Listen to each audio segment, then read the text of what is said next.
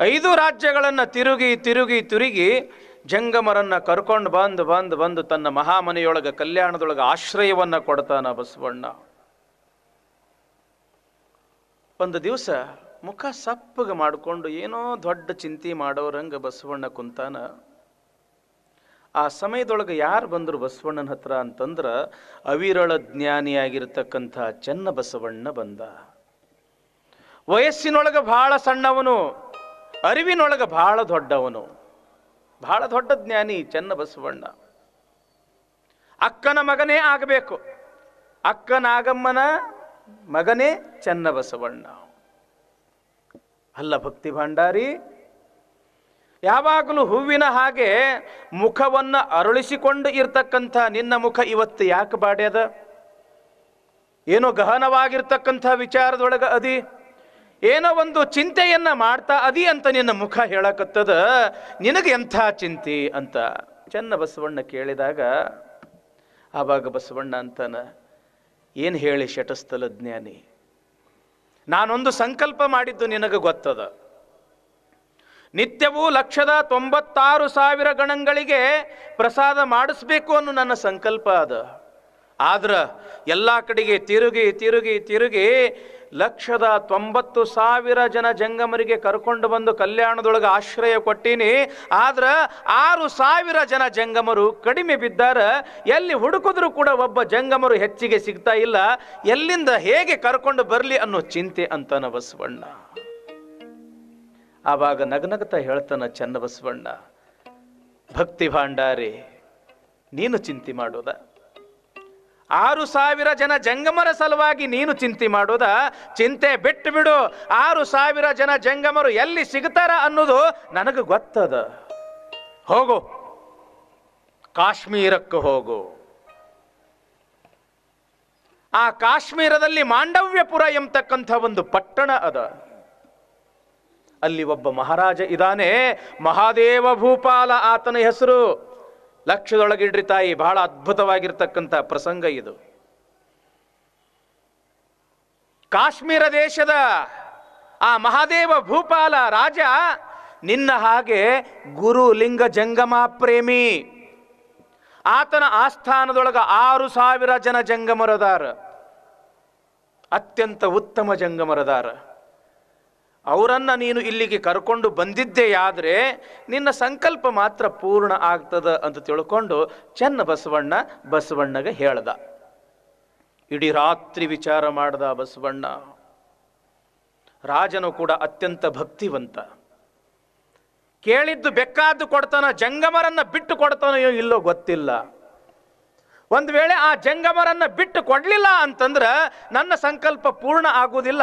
ಹೇಗಾದ್ರೂ ಮಾಡಿ ಆ ಜಂಗಮರನ್ನ ನನ್ನ ಕಲ್ಯಾಣಕ್ಕೆ ತರಬೇಕು ಅಂತ ವಿಚಾರ ಮಾಡ್ದ ಹೊತ್ತು ಹೊಂಟೇ ಬಿಡ್ತು. ಕಲ್ಯಾಣದ ಪ್ರಧಾನಿಯಾಗಿರ್ತಕ್ಕಂಥ ಬಸವಣ್ಣ ಸಾಮಾನ್ಯ ಒಬ್ಬ ವ್ಯಾಪಾರಿಯ ವೇಷವನ್ನ ತೊಟ್ಕೊಂಡ. ಈ ಹೆಗಲಿಗೊಂದು ಜೋಳಿಗೆ, ಈ ಹೆಗಲಿಗೊಂದು ಜೋಳಿಗೆ, ತಲೆ ಮ್ಯಾಲ ಒಂದು ಗಂಟು, ಕೋರಿ ಶೆಟ್ಟಿಯ ವೇಷವನ್ನ ಹಾಕಿಕೊಂಡು ಕಲ್ಯಾಣದಿಂದ ಕಾಶ್ಮೀರಕ್ಕೆ ಬರ್ತಾ ಇದ್ದಾನೆ ಬಸವಣ್ಣ. ಕೇಳ್ರಿ, ಯಾರ ಸಲುವಾಗಿ ಬರ್ತಾ ಇದ್ದಾನೆ? ಹೊನ್ನು ಹೆಣ್ಣು ಮಣ್ಣಿನ ಸಲುವಾಗಿ ಅಲ್ಲ, ಆಸ್ತಿ ಅಂತಸ್ತಿನ ಸಲುವಾಗಿ ಅಲ್ಲ. ತಾನು ಮಾಡ್ತಕ್ಕಂಥ ದಾಸೋಹಕ್ಕ 6,000 ಜನ ಜಂಗಮರು ಕಡಿಮೆ ಬಿದ್ದಾರೆ, ಆ ಸಂಕಲ್ಪವನ್ನು ಪೂರ್ಣ ಮಾಡಬೇಕು ಅನ್ನೋ ಒಂದು ಪವಿತ್ರ ಭಾವನೆಯಿಂದ ಬರ್ತಾ ಇದ್ದಾನೆ. ಈ ಜೋಳಿಗೆಯೊಳಗೆ ಮಸಾಲೆ ಸಾಮಾನು, ಈ ಜೋಳಿಗೆಯಲ್ಲಿಯೂ ಮಸಾಲೆ ಸಾಮಾನು, ತಲೆ ಮೇಲಿರ್ತಕ್ಕಂಥ ಗಂಟಿನಲ್ಲಿಯೂ ಕೂಡ ಮಸಾಲೆ ಸಾಮಾನು. ಬಸವಣ್ಣಗೆ ಗೊತ್ತಿತ್ತು ಜಂಗಮರನ್ನ ಹೆಂಗೆ ಒಲಿಸ್ಕೋಬೇಕು. ಅಲಂಕಾರ ಪ್ರಿಯ ವಿಷ್ಣು, ಅಭಿಷೇಕ ಪ್ರಿಯ ಶಿವ, ನಮಸ್ಕಾರ ಪ್ರಿಯೋ ಪ್ರಭಾಕರ, ಜಂಗಮೋ ಭೋಜನ ಪ್ರಿಯ. ಗೊತ್ತಿತ್ತು ಇವರು ಜಂಗಮರು ಭೋಜನ ಪ್ರಿಯರು. ಚಲೋ ಚಲೋ ಚಲೋ ಅಡುಗೆ ಮಾಡಿ ಊಟ ಮಾಡಿಸ್ಬಿಟ್ವಿ ಅಂತಂದ್ರೆ ಒಲ್ದು ಬಿಡ್ತಾರ, ಆಶೀರ್ವಾದ ಮಾಡಿಬಿಡ್ತಾರ. ಇನ್ನು ಸರಿಯಾಗಿ ಅಡುಗೆ ಮಾಡಿ ರುಚಿ ಅಡುಗೆ ಮಾಡಿ ಅವ್ರ ಮನಸ್ಸನ್ನು ಗೆಲ್ಲಬೇಕು ಅಂತ ತಿಳ್ಕೊಂಡು ಕೋರಿ ಶೆಟ್ಟಿಯ ವೇಷ ಹಾಕ್ತಾನೆ ನೋಡ್ರಿ ಬಸವಣ್ಣ. ಅಲಂಕಾರ ಪ್ರಿಯ ವಿಷ್ಣು, ಎಲ್ಲಿ ವಿಷ್ಣುವಿನ ದೇವಸ್ಥಾನ ಐತಿ ನೋಡ್ರಿ, ಅವ ರಾಮನೇ ಆಗಿರ್ಬೋದು, ಕೃಷ್ಣನೇ ಆಗಿರ್ಬೋದು, ವಿಷ್ಣುನೇ ಆಗಿರ್ಬೋದು, ಆ ಒಂದು ದೇವರಿಗೆ ಅಲಂಕಾರ ಮಾಡಿದ್ರೆ ಅವನಿಗೆ ಬಹಳ ಪ್ರೀತಿ ಅಂತ. ರೇಷ್ಮೆ ಬಟ್ಟೆ ತೊಡಸಿದ್ರ, ಬಂಗಾರದ ಆಭರಣಗಳನ್ನು ತೊಡಸಿದ್ರ, ಹೂವಿನ ಚಂದ ಅಲಂಕಾರ ಮಾಡಿದ್ರೆ ವಿಷ್ಣುವಿಗೆ ಅತ್ಯಂತ ಪ್ರೀತಿ ಅಂತ. ಆದ್ರೆ ನಮ್ಮ ಶಿವಪ್ಪಗ ಅಭಿಷೇಕ ಮಾಡಿದ್ರೆ ಬಹಳ ಪ್ರೀತಿ ಅಂತ ಅವನಿಗೆ. ಏನು ರೇಷ್ಮೆ ಪೀತಾಂಬರ ಬೇಕಾಗಿಲ್ಲ, ಬಂಗಾರದ ಒಡವೆ ಬೇಕಾಗಿಲ್ಲ, ಹೂವಿನ ಅಲಂಕಾರ ಏನೂ ಬೇಕಾಗಿಲ್ಲ, ಅಭಿಷೇಕ ನಡೆದ್ರೆ ಸಾಕು. ಅದು ಹಾಲಿಂದ ಅಭಿಷೇಕ ಆದ್ರಂತೂ ಬಹಳ ಚಲೋ, ಕಡೆಗೆ ನೀರಿನ ಅಭಿಷೇಕ ಆದರೂ ಸಾಕು ಅಂತ ನಾವು. ಯಾಕೆ? ಭೋಳಾಶಂಕರ್ ನಮ್ಮ ಅಪ್ಪ ಶಿವಪ್ಪ ಭೋಳಾಶಂಕರ ಸ್ಮಶಾನದಾಗಿರವ, ಆಶಾಪಾಶ ತಗೊಂಡು ಏನು ಮಾಡವ? ಅಭಿಷೇಕ ಮಾಡಿದ್ರೆ ಶಿವನಿಗೆ ಅತ್ಯಂತ ಪ್ರೀತಿ ಅಂತ. ಇನ್ನ ಸೂರ್ಯನಿಗೆ ನಮಸ್ಕಾರ ಮಾಡಿದ್ರೆ ಅತ್ಯಂತ ಪ್ರೀತಿ ಅಂತ. ಅದಕ್ಕೆ ಬೆಳಿಗ್ಗೆ ಎದ್ದು ಕೂಡಲೇ ಸೂರ್ಯನಿಗೆ ನಮಸ್ಕಾರ ಮಾಡೋ ಪದ್ಧತಿ ಐತೇನಿಲ್ರಪ್ಪ? ನಮಸ್ಕಾರ ಮಾಡ್ತಿರೋ ಇಲ್ಲೋ? ಬೆಳಗ್ಗೆ ಎದ್ದು ಕೂಡಲೇ ಸೂರ್ಯನಿಗೆ ಕೈ ಮುಗಿತೀವಿ. ಯಾಕ? ಅವನಿಗೆ ಅತ್ಯಂತ ಪ್ರೀತಿ ಅದು. ಹೆಂಗ ಅಲಂಕಾರ ವಿಷ್ಣುವಿನಿಗೆ ಪ್ರೀತಿಯೋ, ಅಭಿಷೇಕ ಶಿವನಿಗೆ ಪ್ರೀತಿಯೋ, ನಮಸ್ಕಾರ ಸೂರ್ಯನಿಗೆ ಪ್ರೀತಿಯೋ, ಜಂಗಮರಿಗೆ ಭೋಜನ ಅಂತಂದ್ರೆ ಅತ್ಯಂತ ಪ್ರೀತಿ. ಅದಕ್ಕೆ ಮನೆಗೆ ಕರೆಸಿ ಊಟ ಮಾಡಿಸೋ ಪದ್ಧತಿ ಇಟ್ಟಾರ. ಹೌದಲ್ರಿ? ನಮ್ಮ ಮಠದಾಗಂತೂ ಬೆಳಿಗ್ಗೆ ಇಡಕ್ಕೆ ಜಗನ ಸಾಲುವುದಿಲ್ಲ. ಅಷ್ಟು ನಮ್ಮ ತಾಯಿಯಂದ್ರು ಒಂದೇ ಸವನ ಕಳಿಸ್ತಾರೆ. ಈ ಜಂಗಮರು ಪಾಪ ತಂದಿಲ್ಲ, ತಾಯಿ ಇಲ್ಲ, ಬಂದಿಲ್ಲ, ಬಳಗಿಲ್ಲ, ಆನಂದದಿಂದ ಪ್ರಸಾದ ಮಾಡಲಿ ಅಂತೇಳಿ ಕಳಿಸ್ತೀರಿ ಅವ. ಬಸವಣ್ಣಗೆ ಗೊತ್ತಿತ್ತು ಜಂಗಮರನ್ನ ಗೆಲ್ಲಬೇಕು ಅಂತಂದ್ರ ಆನಂದದಿಂದ, ಪ್ರೀತಿಯಿಂದ, ಭಕ್ತಿಯಿಂದ ಊಟ ಮಾಡಿಸಿದ್ರೆ ಸಾಕು ಅಂತ. ಕೋರಿ ಶೆಟ್ಟಿಯ ವೇಷವನ್ನು ಹಾಕಿಕೊಂಡು ಬಂದ ಬಿಟ್ಟ. ಆ ಮಾಂಡವ್ಯಪುರದ ಮಹಾರಾಜನಾಗಿರ್ತಕ್ಕಂಥ ಮಹಾದೇವ ಭೂಪಾಲನ ಆಸ್ಥಾನಕ್ಕೆ ಬಂದ. ಆತನ ಅರಮನೆಯಲ್ಲಿ ಓಡಾಡ್ತಾ ಇರ್ತಕ್ಕಂಥ ಜಂಗಮರು ನೋಡಿ ಬಸವಣ್ಣನಿಗೆ ಆನಂದದಿಂದ ಭಕ್ತಿಯುಕ್ಕಿ ಕಣ್ಣಾಗಿನ ನೀರು ಬಂದುಬಿಟ್ಟು ಅಂತ. ನೋಡ್ರಿ ಎಂಥ ಜಂಗಮರದಾರಪ್ಪ ಈ ಕಾಶ್ಮೀರ ದೇಶದೊಳಗ. ಮೈ ಮೇಲೆ ಕಾವಿಯ ಲಾಂಛನ ಅದ, ಕೊರಳಲ್ಲಿ ಲಿಂಗ ಅದ, ರುದ್ರಾಕ್ಷಿ ಅದ, ಕೈಯಲ್ಲಿ ಯೋಗದಂಡ ಅದ, ಜಪಮಾಲೆ ಅದ, ಯಾವಾಗಲೂ ಬಾಯಿಯೊಳಗ ಓಂ ನಮಃ ಶಿವಾಯ ಎಂಬತಕ್ಕಂಥ ಮಂತ್ರ ಅದ. ಎಂಥ ಜಂಗಮರದಾರಲ್ಲ. ಇಂಥ ಜಂಗಮರ ಪಾದ ಸೇವೆಯನ್ನ ಮಾಡಿ ನಾ ಪುಣ್ಯ ಕಟ್ಕೋಬೇಕು ಅನ್ನೋ ಭಾವನೆಯಿಂದ ಅಲ್ಲೇ ಸ್ವಲ್ಪ ದೂರದೊಳಗೆ ಒಂದು ಸಣ್ಣ ಗುಡಿಸಲ ಹಾಕೊಂಡಂಗೆ ಮಾಡಿ ರುಚಿ ಅಡಿಗೆ ಮಾಡ್ತಾನ. ಯಾಕೆ? ನಮ್ಮ ಭಾಗದೊಳಗ ಆ ಮಸಾಲೆ ಸಾಮಾನು ಸಿಗಬೇಕು, ಬೇರೆ ಭಾಗದೊಳಗೆ ಸಿಗೋದಿಲ್ಲ ಅಷ್ಟೊಂದು ಉತ್ತಮವಾಗಿರ್ತಕ್ಕಂಥ ಮಸಾಲೆ ಸಾಮಾನು. ಒಳ್ಳೆ ಎಲ್ಲ ಮಸಾಲೆ ಸಾಮಾನು ಹಾಕಿ ಘಮ ಅನ್ಬೇಕು ಅಡಿಗೆ. ಹಂಗ ಮೃಷ್ಟಾನ್ನ ಭೋಜನವನ್ನ ಮಾಡಿ ಆ 6,000 ಜನ ಜಂಗಮರಿಗೆ ಭಿನ್ನಹ ಮಾಡ್ತಾನ ಬಸವಣ್ಣ, ಆಮಂತ್ರಣ ಕೊಡ್ತಾನ. ಮೊದಲನೇ ಒಂದು ದಿವಸ ಪ್ರಸಾದಕ್ಕೆ ಬಂದವರು, ಮೊದಲನೇ ದಿವಸ ಬಂದವರು 2ನೇ ದಿವಸ ಬಸವಣ್ಣ ಕರೀಲಿಲ್ಲ ಅಂದ್ರೂ ಇವ್ರು ಬರಾಕ್ ಶುರು ಮಾಡಿಬಿಟ್ರು. ಯಾಕ? ರುಚಿ ಅಡಿಗೆ. ದೇವಲೋಕದ ಅಮೃತಕ್ಕಿಂತಲೂ ಕೂಡ ಬಸವಣ್ಣ ಮಾಡಿರ್ತಕ್ಕಂಥ ಅಡಿಗೆ ಅಷ್ಟು ರುಚಿಯಾಗಿತ್ತಂತ. ನೋಡ್ರಿ, ಅಷ್ಟು ನಳಪಾಕ ಅಂತ ಕೇಳಿವೆಲ್ಲ, ನಳ ಮಹಾರಾಜ ಅಡಿಗೆ ಮಾಡಕತ್ರ ಸುತ್ತ 10 ಕಿಲೋಮೀಟರ್ ವಾಸನೆ ಹರಡ್ತಿತ್ತಂತ. ಹೆಂಗ ಮಾಡ್ತಿರ್ಬೇಕು ನಳ ಮಹಾರಾಜ ಅಡಿಗೆ? ಹಂಗ ಅದ್ಭುತವಾಗಿ ಬಸವಣ್ಣ ಅಡಿಗೆ ಮಾಡಕತ್ತ, ಆ ಜಂಗಮರ ಸೇವೆ ಮಾಡಕತ್ತ, ಅದ್ಭುತವಾಗಿ ಅವರಿಗೆ ಆನಂದದಿಂದ ಪ್ರಸಾದ ಮಾಡ್ಸಕತ್ತ. ಅಗ್ದಿ ಖುಷಿಯಾಗ್ಬಿಟ್ರು. ಎಲ್ಲರೂ 4 ಕಿಲೋ ಹೆಚ್ಚಾಗ್ಬಿಟ್ರು. ನಾವು ಮುನ್ವಳಿಗೆ ಬಂದು 20 ದಿವಸ ಆಯ್ತು. ಇವತ್ತು ವಜನ ಮಾಡ್ಕೊಂಡು ನೋಡಿದೆ 3 ಕಿಲೋ ಹೆಚ್ಚಾಗಿನಿ. ಯಾಕ? ನಮ್ಮ ಹೌದೇವ್ರು ನೀವು ಹಾಕ್ತೀರಿ, ನಿಮ್ಮ ಅಜ್ಜವರು ಬಿಡುವುದೇ ಇಲ್ಲ. ಅದೊಂದು ಇಡ್ತೋರಿ, ಇದೊಂದು ಇಡ್ತೋರಿ, ವಾಲ್ ಅಂದ್ರೆ ನಮ್ಮ ಗಣಪತಿ ಹೊಟ್ಟೆ ಆಗ್ಬಿಟ್ಟ. ಬಸವಣ್ಣ ಯಾವಾಗ 10-15 ದಿನಗಳ ಕಾಲ ಆನಂದದಿಂದ ಪ್ರಸಾದವನ್ನ ಮಾಡಿಸಿ ಉಣಿಸ್ತಾನ.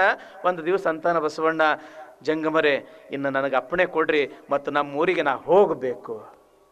ಯಾವಾಗ ನಮ್ಮೂರಿಗೆ ನಾ ಹೋಗಬೇಕು ಅಂತ ಹೇಳಿ ಬಸವಣ್ಣ ಅಂದ, ಜಂಗಮರಂತಾರ ನಾವ್ಯಾಕೆ ಬಿಡ್ತೀವಿ ಅಂದ್ರ ಅವರು 15-20 ದಿವಸಗಟ್ಲೆ ಅದು ಇದು ನೀಡಿ ನಾಲ್ಗಿಗೆ ರುಚಿ ಹಚ್ಚಿದಿ ತಮ್ಮ, ನಿನ್ನ ಬಿಡುವುದಿಲ್ಲ ಅಂದ್ರ ಅವ್ರು. ನೀ ಹೋಗ್ತೀನಿ ಅಂದ್ರೂ ಬಿಡುವುದಿಲ್ಲ.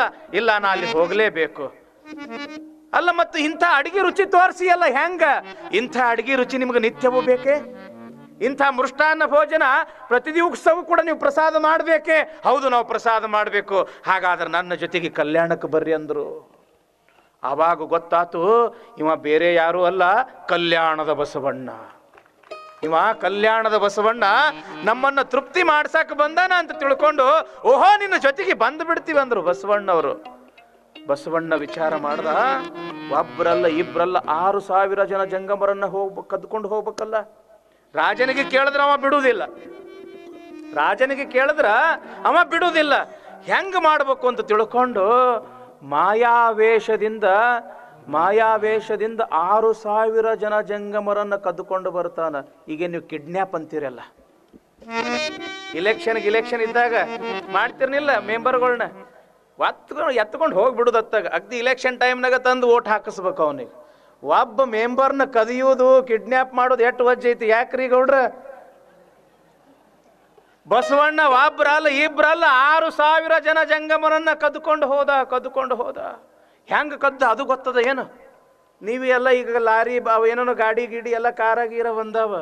ಬಸವಣ್ಣ 6,000 ಜನ ಜಂಗಮರನ್ನ ಹೆಂಗ ಕದ್ದ ಅಂತಂದ್ರ ಮಾಯಾವೇಷದಿಂದ ಈ ಜೋಳಿಗ್ಯಾಗ 2,000 ಜನರನ್ನ ಹಾಕೊಂಡಂತ. ಈ ಜೋಳಿಗ್ಯಾಗ 2,000 ಜನ, ತಲೆ ಮ್ಯಾಲ ಗಂಟ್ನಾಗ 2,000 ಜನ, ಹಿಂಗ 6,000 ಜನ ಜಂಗಮರನ್ನ ಮಾಯಾವೇಷದಿಂದ ಕದ್ದುಕೊಂಡು ಎಲ್ಲಿಗೆ ಬಂದ? ಕಲ್ಯಾಣಕ್ಕೆ ಬಂದ. ಮಾರನೇ ದಿವಸ ಜಂಗಮರಿಗೆ ದಾಸೋಹ ಮಾಡಬೇಕು, ಅವರ ಸೇವಾ ಮಾಡಬೇಕು ಅಂತ ರಾಜನಾಗಿರ್ತಕ್ಕಂಥ ಮಹಾದೇವ ಭೂಪಾಲ ನೋಡ್ತಾನ.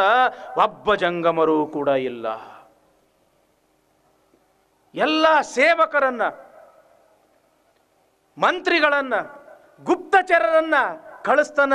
ಜಂಗಮರು ಎಲ್ಲೆದಾರ ನೋಡ್ಕೊಂಡು ಬರ್ರಿ, ಹುಡ್ಕೊಂಡು ಬರ್ರಿ. 2-3 ದಿವಸಗಟ್ಟಲೆ ಹುಡುಕಿದ್ರು ಒಬ್ಬ ಜಂಗಮರು ಕೂಡ ಸಿಗಲಿಲ್ಲ. ಆವಾಗ ವಿಚಾರ ಮಾಡಿದ ರಾಜನಾಗಿರ್ತಕ್ಕಂಥ ಮಹಾದೇವ ಭೂಪಾಲ, ಈ ಪ್ರಪಂಚದೊಳಗ ಹೊನ್ನನ್ನ ಅಂದ್ರ ಬಂಗಾರವನ್ನ ಕದಿತಕ್ಕಂಥವರು ಲಕ್ಷ ಜನ ಅದಾರ. ಹೆಣ್ಣನ್ನು ಕೂಡ ಕದ್ಕೊಂಡು ಹೋಗ್ತಕ್ಕಂಥವರು ಲಕ್ಷ ಜನ ಅದಾರ. ಮಣ್ಣನ್ನು ಕೂಡ ಆಕ್ರಮಣ ಮಾಡ್ತಕ್ಕಂಥವರು ಲಕ್ಷ ಜನ ಅದರ. ಆದ್ರ ಗುರುಲಿಂಗ ಜಂಗಮರನ್ನ ಕದ್ದಿತಕ್ಕಂಥ ವ್ಯಕ್ತಿ ಈ ಪ್ರಪಂಚದೊಳಗೆ ಒಬ್ಬವನೇ ಅದನ. ಅವನೇ ಕಲ್ಯಾಣದ ಬಸವಣ್ಣ. ಅವನ ವೈದಾನ ನನ್ನ ಜಂಗಮರನ್ನ ಬಸವಣ್ಣ ಕದ್ದುಕೊಂಡು ಹೋಗ್ಯಾನ ಅಂದ ಬಳಿಕ ಆ ಬಸವಣ್ಣನನ್ನ ಬಿಡಬಾರದು. ನನ್ನ ವ್ರತಕ್ಕೆ ಭಂಗವನ್ನ ತಂದಾನ ಬಸವಣ್ಣ. ಹೆಂಗಾರ ಮಾಡಿ ಅವನಿಗೆ ಸರಿಯಾದ ಶಿಕ್ಷೆಯನ್ನು ಕೊಡಬೇಕು ಅಂತ ತಿಳ್ಕೊಂಡು ಆಗಿನ ಕಾಲದ ವೀರಪ್ಪನ್, ಈಗ ಹೆಂಗ ವೀರಪ್ಪನ್ ಅಂತ ಹೇಳುವ ಬಿದ್ದ, ಅವನ ಹೆಸರು ಕೇಳಿದ ಕೂಡಲೇ ಹೆಂಗ ಪೊಲೀಸರು ಗಡಗಡ ಅಂತ ನಡುಗ್ತಿದ್ರು ಆ ಭಾಗದಾಗ ಒಂದಿಷ್ಟು, ಹಂಗ ಆಗಿನ ಕಾಲದೊಳಗೂ ಇಂಥ ಒಬ್ಬ ಕ್ರೂರಿ ಇದ್ದ. ಆತನ ಹೆಸರು ಚೂರಿ ಚಿಕ್ಕಣ್ಣ ಎಂಬತಕ್ಕಂಥ ಕೊಲೆಗಡುಕ, ಅತ್ಯಂತ ಕೊಲೆಗಡುಕ. ಹೆಸರು ಕೇಳಿದ್ರೆ ಸಾಕು ಜನ ಗಡಗಡ ಅಂತ ನಡಗಬೇಕು. ಅಂಥ ಚೂರಿ ಚಿಕ್ಕಣ್ಣನನ್ನ ಕರೆಸ್ದ ರಾಜನಾಗಿರ್ತಕ್ಕಂಥ ಮಹಾದೇವ ಭೂಪಾಲ.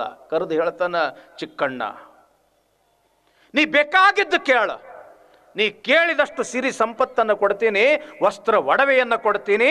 ಆದ್ರೆ ನನ್ನ ವ್ರತಕ್ಕೆ ಭಂಗವನ್ನು ತಂದಿರತಕ್ಕಂಥ ಆ ಕಲ್ಯಾಣದ ಬಸವಣ್ಣನನ್ನು ಬಿಡಬಾರ್ದು. ಆ